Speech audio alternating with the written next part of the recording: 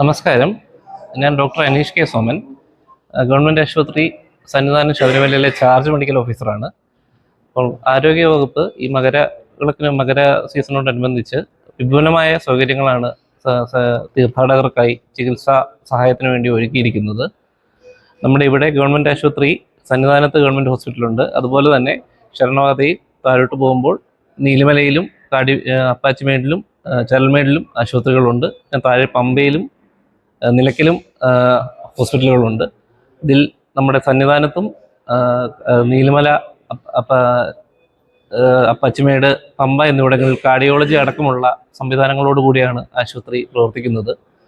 സന്നിധാനം ആശുപത്രിയുടെ കാര്യം പറയുകയാണെങ്കിൽ 24 മണിക്കൂറും പ്രവർത്തിക്കുന്ന OP, ലാബ്, ഫാർമസി സൗകര്യങ്ങളും ഷിഫ്റ്റ് ശതമാനത്തിൽ പ്രവർത്തിക്കുന്ന ഡോക്ടർമാർ, പാരാമെഡിക്കൽ സ്റ്റാഫ് അടക്കം വിപുലമായ സംവിധാനങ്ങളുമുണ്ട്. ഇവിടെ കാർഡിയോളജിസ്റ്റ് സേവനമുണ്ട്. കൂടാണ്ട് surgeon, orthopaedician, physician, paediatrician, anaesthetist അടക്കം ഏകദേശം 10ഓളം ഡോക്ടർമാരുടെ സേവനങ്ങളുണ്ട്. കൂടാണ്ട് പാരാമെഡിക്കൽ സ്റ്റാഫായിട്ട് 5ഓളം നഴ്സിംഗ് ഓഫീസർമാർ, 5ഓളം ഫാർമസിസ്റ്റുകൾ, 3 ലാബ് ടെക്നീഷ്യന്മാർ, കൂടാണ്ട് അവരെ സഹായിക്കാനായിട്ട് നഴ്സിംഗ് അറ്റൻഡന്റുമാർ, ഗ്രേറ്റ് അസിസ്റ്റന്റുമാർ, ഇവരുടെ സേവനവും ലഭ്യമാണ്. ICU ഫെസിലിറ്റിയും തിയേറ്റർ ഫെസിലിറ്റി അടക്കം നമ്മുടെ ആശുപത്രി ലഭിക്കുന്നുണ്ട്. അപ്പം ഹൃദയസ്തംഭനം, ഹാർട്ട് അറ്റാക്ക് ഇതുപോലുള്ള അസുഖങ്ങൾക്ക് വരെ വിപുലമായ സൗജന്യമായ ചികിത്സ നമുക്കിവിടെ സമയാസമയത്ത് കൊടുക്കാൻ കഴിയുന്നുണ്ട്. നിലവിൽ ഏകദേശം 23,000 ശിഷ്ടം രോഗികൾ, 23,200ഓളം രോഗികൾ ഈ സീസണിൽ നമ്മുടെ ആശുപത്രിയിൽ തന്നെ വന്ന് OP സൗകര്യം ചികിത്സ തേടിയിട്ടുണ്ട്. ഒരു ദിവസം ആവറേജ് ഒരു 1,000-1,200 രോഗികളോളം ചികിത്സ തേടുവാൻ വരുന്നുണ്ട്.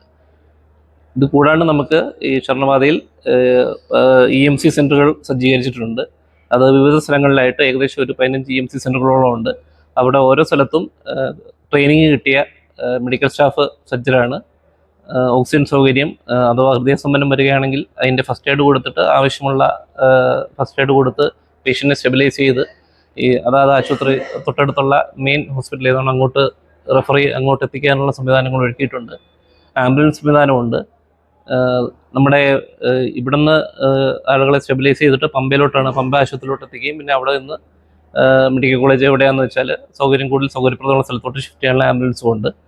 ഇത് കൂടാണ്ട് നേരത്തെ പറഞ്ഞ പോലെ നീലിമലയിലും അപ്പാച്ചിമേടിലും പമ്പയിലും കാർഡിയോളജിയുടെ സേവനമുണ്ട്. പിന്നെ പമ്പയിലും ഇതുപോലെ ബ്രോഡ് സ്പെഷ്യാലിറ്റി അടക്കമുള്ള എല്ലാ ഡോക്ടർമാരുടെയും സംവിധാനമുണ്ട്, അവൈലബിലിറ്റി ഉണ്ട്. അവിടെയും എല്ലായിടത്തും 24 മണിക്കൂറും പ്രവർത്തിക്കുന്ന OPയും ഫാർമസിയും ലഭ്യമാണ്. മാത്രമല്ല നമ്മുടെ ആരോഗ്യവകുപ്പിൻ്റെ ഈ OP സംവിധാനങ്ങൾ കൂടാണ്ട് തന്നെ പബ്ലിക് ഹെൽത്ത് വിഭാഗവും ഇതിൻ്റെ കൂടെ തന്നെ പ്രവർത്തിക്കുന്നുണ്ട്.